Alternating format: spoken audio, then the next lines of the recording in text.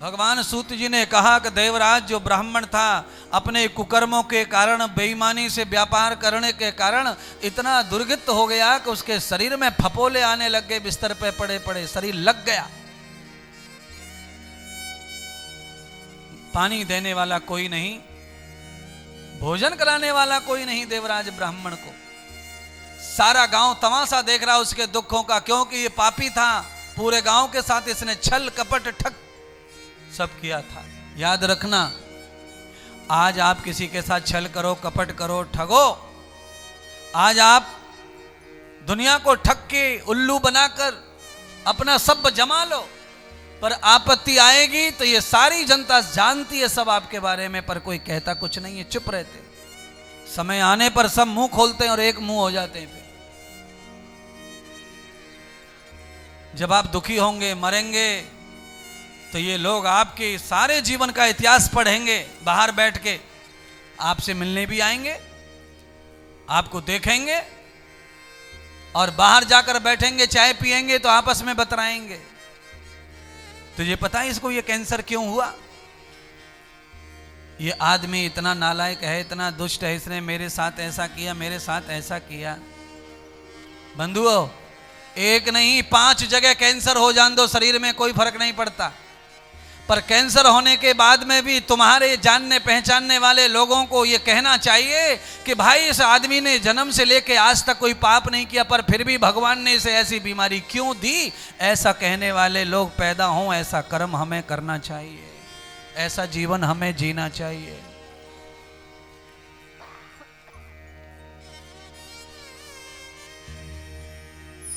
किसी भी जन्म का कोई भी पाप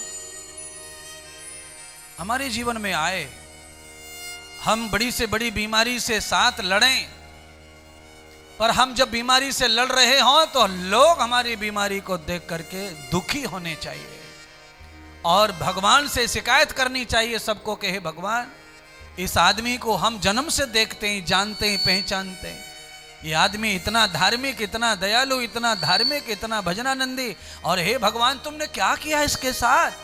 सब लोग भगवान से शिकायत करें, इसका पक्ष लेकर ऐसा जीवन जीना चाहिए।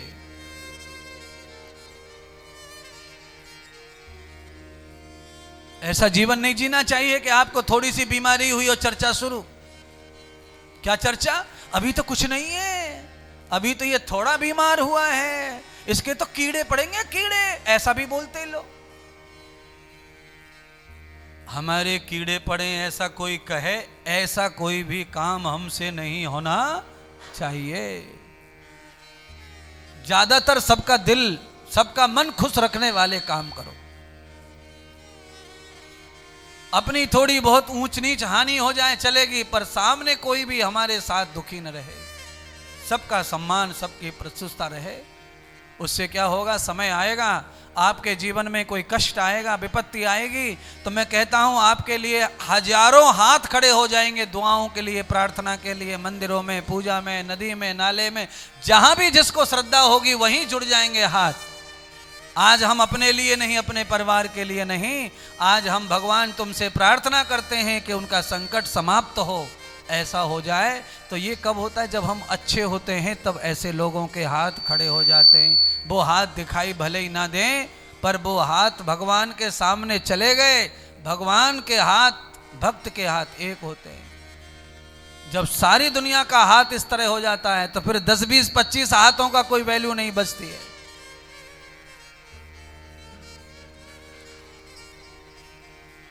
कर्म ऐसा करो। देवराज ब्राह्मण अच्छा नहीं था ना, पाप कर्म किया, पूरी जिंदगी भर तेल बिका, तेल में मिलावट की और पूरे गांव को ठगा। इस कारण इसके परिणाम हुए कि उसका सारा परिवार पहले ही नष्ट हो गया और वो अब जरा अवस्था में, बुढ़ापे में है और अकेला सड़ रहा है, कोई नहीं उसके पास। ये भी पूछने वाला नहीं है कि पानी चाहिए, भोजन चाहिए, दवा चाहिए, अकेला हो गया।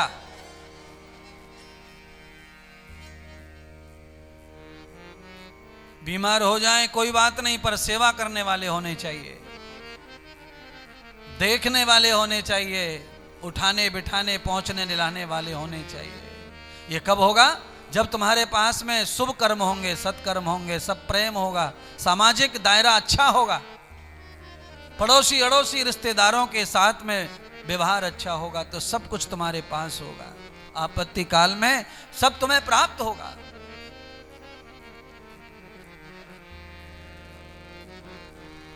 देवराज ब्राह्मण का ये हाल हो गया तो देवराज को रात और दिन एक एक पल अब जीना मुश्किल हो रहा है।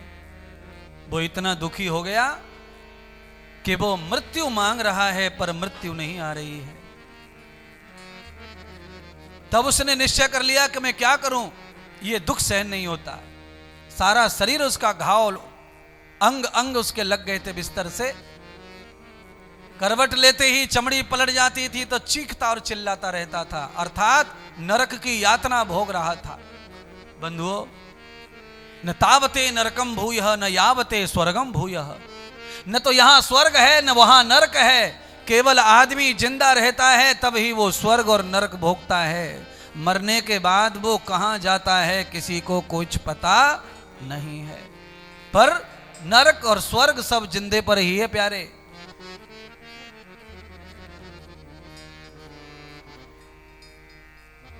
करवट लेते समय रोता चीखता, क्योंकि चमड़ी और मांस बिस्तर में ही अटक जाता, छिलके की तरह बदल जाता चमड़ी मांस, ऐसा चीखता चिल्लाता है। आज ने इसने निश्चय कर लिया कि आज मुझे आत्महत्या करनी है, मर जाना है। रात्रि के अंधेरे में घर छोड़ करके मरने के लिए निकल पड़ा कि कुआं में गिर जाऊंगा, नदी में गिर जाऊंगा, कहीं न कहीं मर जाऊंगा। मार्ग में सम्मेलन चल रहा था, संत महात्मा आचार्यों का कथा चल रही थी, सम्मेलन हो रहा था, कहीं भजन, कहीं कीर्तन, कहीं कथा और कहीं शिव जी के स्तोत्र बोले जा रहे थे। रात के अंधेरे में जब ये इंद्रदेव जा रहा था, देवराज जा रहा था, तभी देखा इसके कानों में आवाज पड़ी है कीर्तन की, भजन की, शिव स्तोत्र की, शिव तांडव की, शिव कथा की।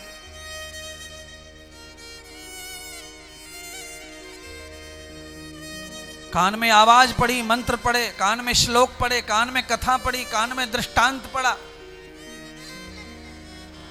ये कथा सुनने जा नहीं रहा था, ये तो मरने जा रहा था। पर इसके कान में अनायास बिना इच्छा के ही मंत्र, कान में श्लोक पड़ गए। महात्मा गा रहे थे, इसके कान में आवाज पड़ी। भगवान सूत जी ने सौनक जी को कहा कि उसी क्षण भगवान के कान की आवाज पड़ते ही उसके शरीर में किसी जन्म का कोई पुण्य बचा हुआ था, वो पुण्य प्रकट हो गया।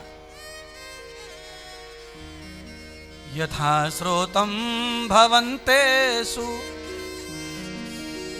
कर्मं कृतं च भावन भावेत भूयान्त सर्वाणि देवं स्वर्गं यापि।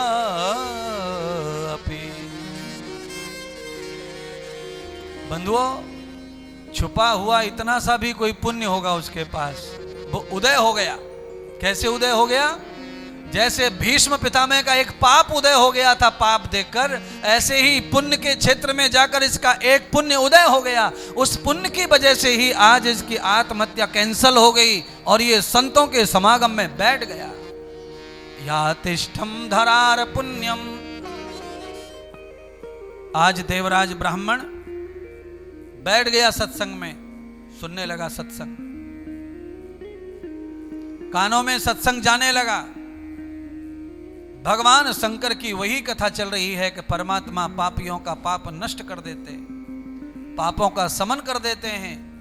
यो अस्मान द्वेष्ट्यम वयम दिस्मस्तांभो जम्बे दद्मः ध्रुवा दिग विष्णु रजपथ कलमा सग्रीवो रक्षिता वीरुद ईशवः ऊर्ध्वा दिग बृहस्पति दिग वरुणो धिपति रक्षिता। वेद भगवान भी स्वयं इस बात को कह रहे हैं कि केवल भगवान की ही दाढ़ में वो शक्ति है, जबड़े में वो शक्ति है जो हमारे पाप और दोषों को कुचल करके भस्म कर देता है। यो अस्मान द्वेष्ट्यम, हमसे कोई गुपचुप भी ईर्षा द्वेष कर रहा होगा, उसके भी द्वेष को जला देगा। और मेरे में दिल में किसी के प्रति कोई घृणा ईर्षा होगी उसको भी जला देगा। जब हमारा दोनों का द्वेष जल जाएगा तो दुश्मनी समाप्त हो जाएगी। परमात्मा वो करता है और ये इंद्रदेव तो उसी पर विश्वास रखता है, केवल परमात्मा पर, कि वो ही करता है सबके द्वेष को, घृणा को, ईर्षा को। चाहे कोई दुश्मन होगा, रहे, करे, वो जो करना करे, परमात्मा पर उसके भी ईर्षा को खत्म कर देगा, उसकी घृणा को भी समाप्त कर देगा परमात्मा। क्योंकि मेरा भाव ऐसा है कि मैं परमात्मा से कह रहा हूं। मैं 3 बार संध्या करता हूं, तीनों बार भगवान से कहता हूं मेरे मन में किसी के प्रति तनक भी द्वेष घृणा है, प्रभु उसे नष्ट कर दो इसी वक्त। मैं किसी से ना घृणा करूं, न ईर्षा करूं, न द्वेष करूं, और जीवन में मैं किसी के सुख में बाधक न बनूं, चाहे वो किसी का भी सुख हो, कैसा भी सुख हो। 99+ मैं उस जीवन को जी रहा हूं। आपको भी मैं बताना चाहता हूं वो जीवन अच्छा है। लड़ाई लड़ने से लड़ाई बढ़ती है, समाप्त नहीं होती। लड़ाई तब ही समाप्त हो सकती है जब लड़ाई को लड़ा न जाए, लड़ाई को केवल समझा जाए कि वो कैसे लड़ रहा है, कौन लड़ रहा है, क्यों लड़ रहा है, कहां से शुरू कहां तक जा रहे। वो समझने से ही लड़ाई समाप्त हो जाती है, लड़ने की जरूरत ही नहीं पड़ती।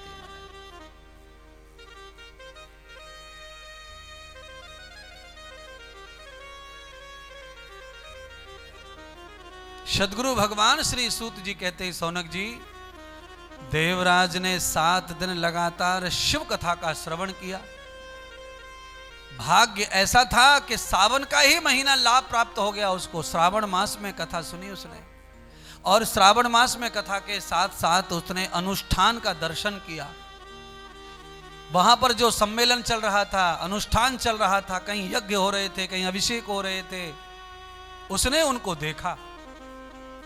प्यारे बंधुओं, कथा सुनना, अनुष्ठान करना, हवन करना, ध्यान करना, ये तो है सौभाग्य की बात। पर ऐसे करते हुए किसी को देखना भी पुण्य ही है। आप किसी को भजन करते देखते हैं तो आपका पुण्य बढ़ता है उससे, और आप किसी को काटते देखते हैं कि वो कसाई बकरा काट रहा है, मुर्गा काट रहा है, उससे पुण्य जलते हैं आपके।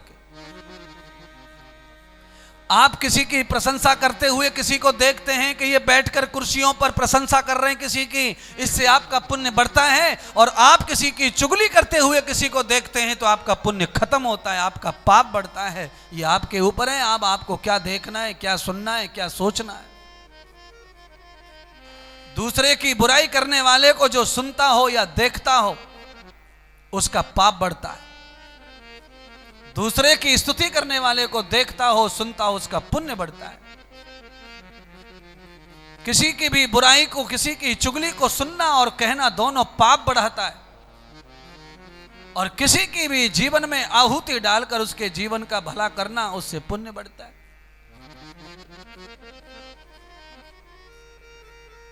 बुरे आदमी का दर्शन तुम्हारे पुण्य को नष्ट करता है, अच्छे व्यक्ति का दर्शन हमारे पापों को नष्ट करता है।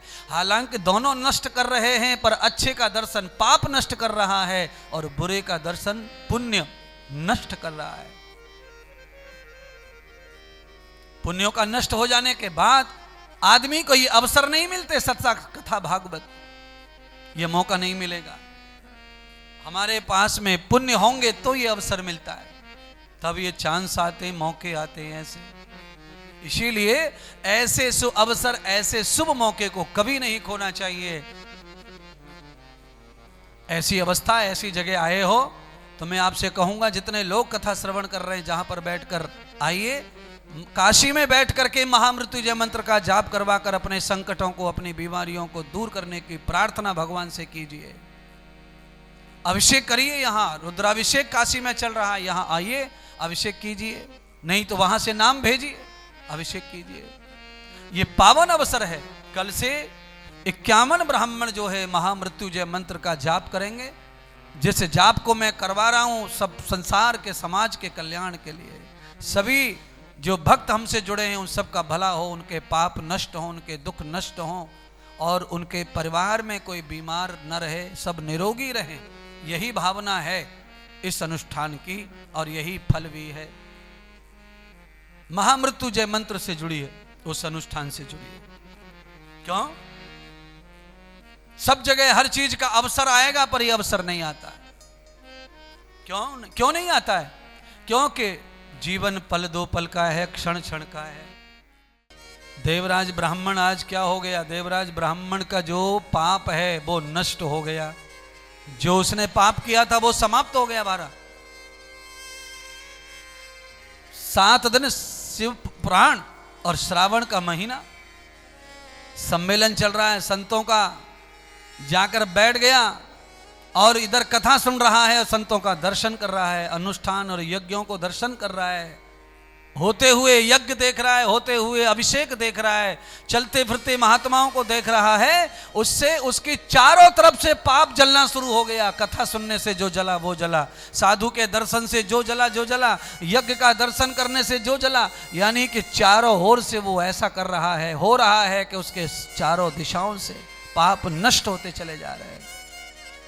दरस परस मुख मंजन पाना,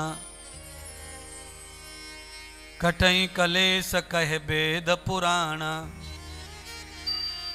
पापों का भंजन हो गया। देवराज ब्राह्मण सर्वत्र पापों से मुक्त हो गया। देवराज ब्राह्मण के जीवन में एक भी पाप शेष नहीं रह गया है। क्यों? यस्य दर्शनम प्रपन्नम जगती नाम स्थानम भूयः। ये शिव कथा जहां भी बैठ के सुनो वहीं फल देती है, पर जब ये कैलाशपति विश्वनाथ महादेव के चरणों में बैठ के काशी में सुनते हैं तो इसका महत्व तो करोड़ों गुना ज्यादा हो जाता है। यावते स्थान मूलम है। एक बार को आप किचन में बैठ के रोटी खाएंगे तो आपको अच्छा ही लगेगा, पर वही रोटी जब आप बाथरूम में ले जाके खाएंगे तो आपको अच्छा नहीं लगेगा। रोटी वही है, परवल को साग है, मटर पनीर है, खीर भी वही है, पर खाने की जगह वो अच्छी नहीं है। मैं आपको कहना चाहता हूं, आप डिब्बे में बंद करो स्टील के में रोटियां और टॉयलेट में जाके रख दो डिब्बा, और मेहमानों के सामने टॉयलेट खोल के डिब्बा निकाल के लाओ, रोटी परोसो। मेहमान ऐसी की तैसी करके चले जाएंगे। तुम्हारी भाड़ में गया तेरा रड़बी रबड़ी और खीर। चूल्हे में जा तू रूखी सूखी रोटी ले आओ मेहमान के लिए, पर अच्छी जगह से उठा के लाओ। अगर वही डिब्बा तुमने मंदिर में रखा हो, मंदिर के सामने, और मंदिर के सामने से डिब्बा उठा के मेहमान को परोस दिया, तो एक सब्जी रोटी, चटनी रोटी नहीं तो अचार से भी चलेगी, आपकी रोटी को सेवा से श्रद्धा से खा जाएगा। स्थान की महिमा बता रहा हूं, जगह की महिमा बता रहा हूं। दोनों ही घर में है, मंदिर भी और बाथरूम भी, और दोनों से ही काम है तुमको बराबर, मंदिर से भी और मंदिर से ज्यादा भी टॉयलेट से काम है। मंदिर के बगैर रहा जा सकता है, पर टॉयलेट के बगैर रहा जा सकता नहीं है।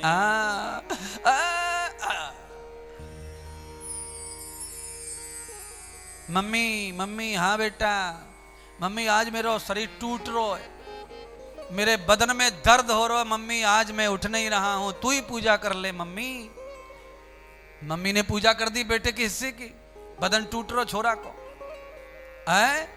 अच्छा, पेट में जब घुर्र सी होवे तब ना बदन टूट रहा, बिना मम्मी पूछे घुस जावे दरवाजा खोल के फर्र सी। तो मंदिर के लिए बहाना बना सकते हैं, पर टॉयलेट के लिए बहाना चलने वाला नहीं है। बहुत जरूरी जगह है वो घर में, पर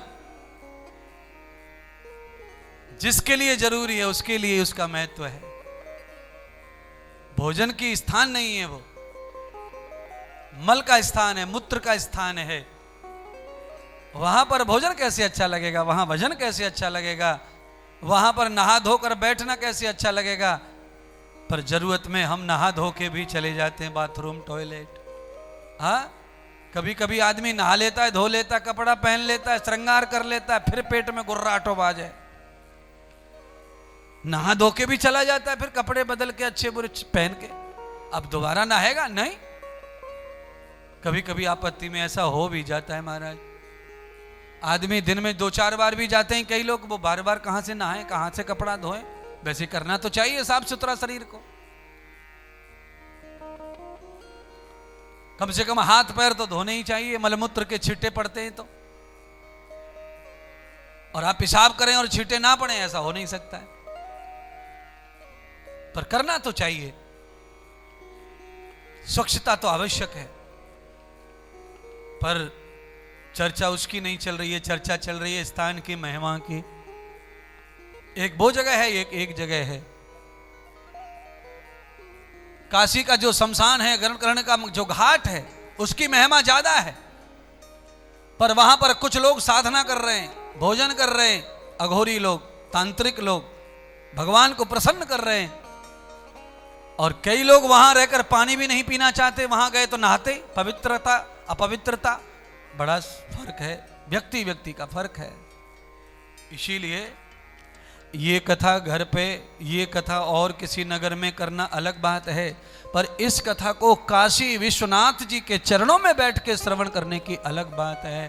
सहस्रम योजना पुण्यम, जैसे गंगा जी का नाम 100 योजन दूर से लेने से पाप जला देती है गंगा मैया, ऐसे ही जिनके सिर पे गंगा धारण कर रखी है भोलेनाथ ने, ऐसे भोलेनाथ तो न जाने कितनी दूर से उनका ध्यान करने से ही पाप जला देते हैं। और काश उनके धाम में, उनके घर में आने का मौका मिल जाए, रहने का मौका मिल जाए और उनकी ही कथा सुनने का मौका मिल जाए, तो न जाने कितना उद्धार होगा, कितने पापों का नाश होगा, उसका कितना कितना फल होगा। यदम ब्रह्मां सखी भूया, ऐसे मेरे भगवान कैलाशी परमपिता परमात्मा ब्रह्म हमारे सखा के समान बन जाते। यावते पुत्रदया मूलम, क्यों? वो यहां रहते हैं, हम यहां रहते हैं, कथा सुना रहे हैं, पड़ोस में ही मंदिर, तो सखा भाव, क्यों कि त्वमेव बंधु च सखा, सखा भाव भी उनसे हो गया, क्योंकि हम यहीं रह रहे हैं, वो भी यहीं रह रहे हैं, हम भी उनके गांव में रह रहे हैं, कोई भी रिश्ता जोड़ लो उनसे।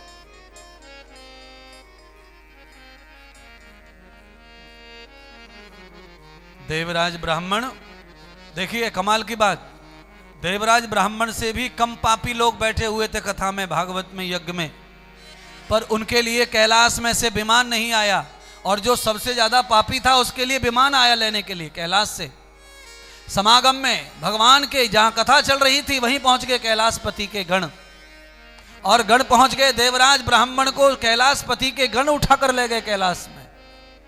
सारे आचार्य देखते रह गए, सारे पंडित देखते रह गए, महात्मा संत देखते रह गए, अरे इस कैलाश के गण आए और उस पापी को ले गए। हम इतनी कथा सुन रहे हैं, इतनी कथा गा रहे हैं, इतनी कथा यज्ञ कर रहे हैं, इतने अनुष्ठान कर रहे हैं, कैलाशपति ने हमारे लिए कुछ नहीं भेजा, हमारी मुक्ति नहीं हुई। क्यों नहीं?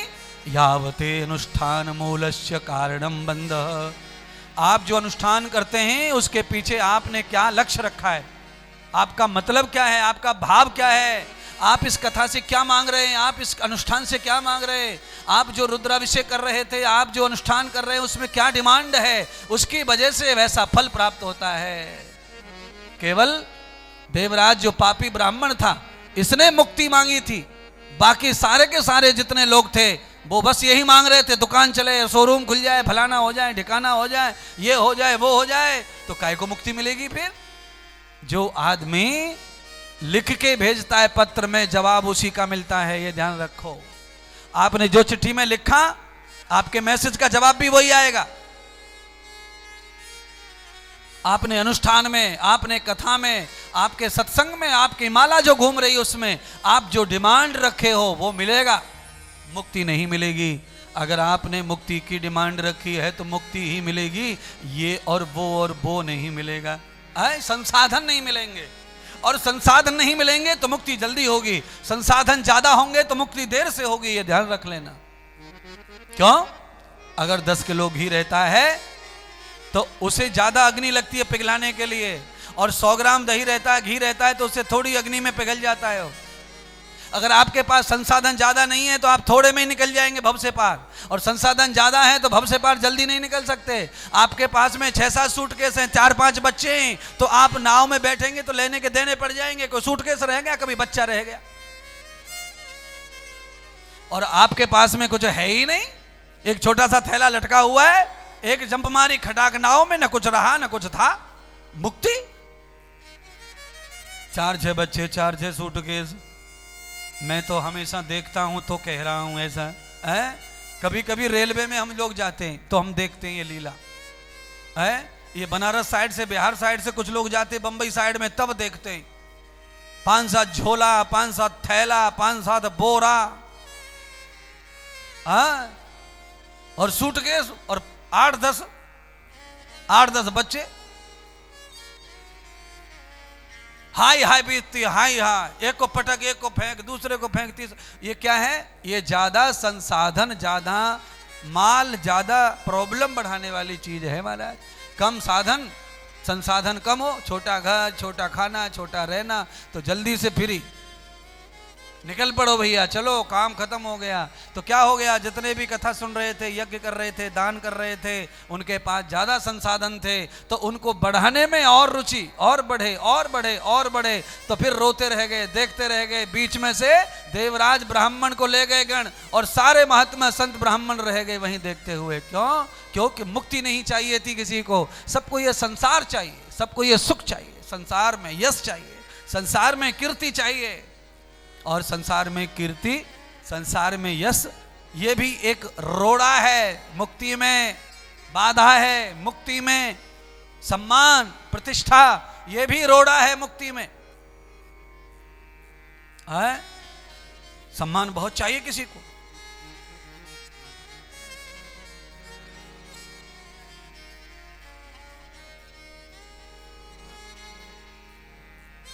सम्मान गया गया, अरे रे, उसने ऐसा बोल दिया, उसने ऐसी गाली दे दी, उसने तो ऐसा सम्मान गया, सम्मान, अरे काय का सम्मान गया? काय का सम्मान? किसका सम्मान कहाँ गया? क्यों? सम्मान कभी न आया था न गया है, वो तो आपका होगा तो आपका ही है, वो कभी मिटने वाला नहीं है महाराज, कभी नहीं मिटता है वो। अच्छा बोलो, यहां से धरती खोद करके धरती खत्म कर देगा कोई? खोद ले, कितनी खोद ले तुझे, पानी निकाल ले, पाताल तक पहुंच जा, तब भी धरती खत्म नहीं होगी। सम्मान कभी खत्म नहीं होता है। अपमान करने से सम्मान नहीं जाता है। हाँ, अपमान हो गया, किसी ने कर दिया अपमान, हो गया, वो पल भर का है, पर सम्मान तो सम्मान ही है, वो कहां जाएगा, वो तो वहीं रहेगा। रबर की तरह सम्मान, खींचो, दिखता तो है, खिंच गया, जैसे ही छोड़ दो वहीं आ जाता है, कहीं नहीं जाएगा। क्यों? आपने अगर सच्चा सम्मान कमाया है तो फिर वो कहीं नहीं है, वो आपके पास ही है। क्यों? ये सब परमात्मा का दिया हुआ प्रसाद है, और परमात्मा जिसको सम्मान देता है उसका अपमान कोई कर सकता, जितनी भी कोशिश कर ले कोई नहीं कर सकता है। ईश्वर ने पकड़ा है तो फिर किसी के करने से कुछ नहीं हो जाए। सामान्य बुद्धि, सामान्य लोगों को लगता है कि अपमान हो रहा है, अपमान हो ना, परमात्मा जो करेगा वो होगा, किसी के करने से कुछ नहीं होगा। समाज में खींचातानी का संसार है, ये खींचातानी साधु संत महात्मा गुरु सबके साथ चलती है और सबके साथ चलेगी, क्योंकि इसी संसार में हम तुम सब मिल के रहते हैं, तो यहाँ पर सब एक समान है। अच्छा बोलो, हम सब लोग एक गाड़ी में बैठे हों और गाड़ी अचानक जंप कर जाए, जोची पे दुचक जाए, तो क्या साधु नहीं दुचकेगा? साधु अगर उसमें बैठा है तो गृहस्थियों के साथ उसको भी दचक लगेगी। जब हम सफर एक साथ कर रहे हैं तो धक्का मुक्की एक साथ होगी, चोट भी लगेंगी, किसी का हाथ लगेगा, किसी का पैर लगेगा, दचका सबको लगेगा। क्योंकि गाड़ी अगर गड्ढे से उछटी है, जंप किया है, तो सभी जंप करते हैं साथ में। कोई सह लेता है और कोई सह नहीं पाता है, बस इतना ही फर्क है। गाड़ी में कई लोगों को चोट लगती है, कई लोग तो चिल्लाते, रोते, बिलखते, और कई लोग चुपचाप सहन कर लेते हैं, उसको बांध लेते हैं। खून बह रहा है तो खुद ही बांध लेते हैं, उनमें सहन शक्ति है तो बांध लेते हैं, जिनमें नहीं है वो चीखते, चिल्लाते, रोते, बिलखते। इसीलिए तपस्या कब पता चलता है? तपस्या किसी की साधना का कब पता चलता है? जब वो सहन करने वाला बन जाए, तब पता चलता है कि ये साधक है, साधु है, सरल है। क्योंकि साधु वही है जो सहन करे। साधु की कथा कौन ने नहीं सुनी है? आप सबने सुनी है। एक साधु नदी पार कर रहा था, तभी उसने देखा एक बिच्छू जो है भंवर में फंस रहा था, मर रहा था। साधु ने कहा, भाई ये बिच्छू मर जाएगा। साधु तो जानता था कि इसके विष है, हाथ लगाते डसेगा, ये डंक मारेगा। साधु ने निश्चय कर लिया, मार ले जितना मारना है। 5-7 बार मारा उसने। लोगों ने कहा, बाबा बाबड़ा हो गया है क्या? अरे बार बार डंक मार रहा है, ये कीड़े मकोड़े को क्या बचा रहा है, अपनी जान खतरे। साधु ने चैलेंज कर दिया, कि अगर ये डंक मारने का स्वभाव लेकर के जी रहा है, ये नहीं छोड़ रहा है स्वभाव को, तो मैं साधु बन के साधु के स्वभाव को क्यों छोड़ दूं? मैं इसे बचाऊंगा और इससे विरोध नहीं करूंगा। साधु की जय जयकार हो गई, बिच्छू भी बच गया, साधु का कुछ नहीं बिगड़ा। थोड़ी देर साधु को दर्द जरूर हुआ जहर का, वो तो सबको ही होता है, पर सह जाए वही साधक है। किसको सह जाए? बोली को, भाषा को, अड़ोसी को, पड़ोसी को, गरीबी को, अमीरी को, मान को, सम्मान को, अपनों को, पराये को, सबको पचा जाए। अम्मा क्या कह रही है, मम्मी क्या कह रही है, पापा गाली दे रहे, बहन क्या कह रही है, इन सबको पचाने वाला साधक होता है, सरल होता है, और वही पूजनीय होता आगे चल के। उसी को लोग कहते हैं भाई कुछ भी कहो, पलट के जवाब नहीं देता। ऐसे बच्चे की बड़ी मान्यता होती है घर में। देवश्रुतम मूलस्य वेगम, सारे के सारे मेला से, उस सत्संग के अनुष्ठान के, उसमें से केवल देवराज ब्राह्मण को ही गणराज लेके चले गए शिवगण, और भगवान शिव जी के चरणों में जाकर स्थापित कर दिया, और वो शिवगण बन गया। बंधुओं, श्रावण के महीने में कथा सुननी हो और सोमवार आ जाए एक कम से कम कथा में, तो समझ लो शिवगण बन जाएंगे हम लोग मुक्ति की कथा सुने तो। यत्रान पुत्राम न भवतान धनश्च, पर मैं आपसे कहना चाहता हूं कि पुत्र के लिए, धन के लिए, इसके लिए कथा सुनेंगे तो फिर मुक्ति की बात झूठी पड़ेगी। मेरी तो इच्छा है काशी में मुक्ति के भाव से कथा सुनो, बाकी सब स्वार्थ छोड़ दो। बाकी स्वार्थों की पूर्ति तो यहां वहां हो जाएगी, पर काशी में मुक्ति के भाव से कथा सुनो। और मैं भी व्यासपीठ पर यह संकल्प ले रहा हूं कि मुक्ति के भाव से मैं कथा सुनाऊं, मेरी भी भाव मुक्ति हो, आपका भी मुक्ति हो। क्या है, कितने भी संसाधन जोड़ लेंगे तो क्या कर लेंगे, यही तो छोड़ना है सब।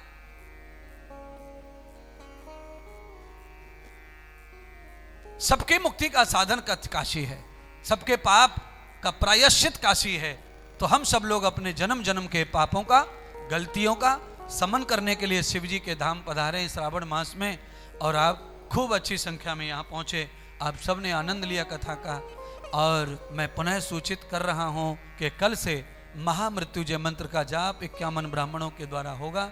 जो लोग अपने परिवार में हारी बीमार के लोगों के लिए, बुजुर्गों के कल्याण, बाल बच्चों के दुखों के लिए करवाना चाहें तो अवश्य करवाएं। 11,000 मंत्र आपके नाम का जपेंगे, 11,000 रुपये ही उसका शुल्क होगा, दक्षिणा होगी ब्राह्मणों की। और ज़्यादा आपको करवाना है तो उसी हिसाब से आप ज़्यादा भी करवा सकेंगे।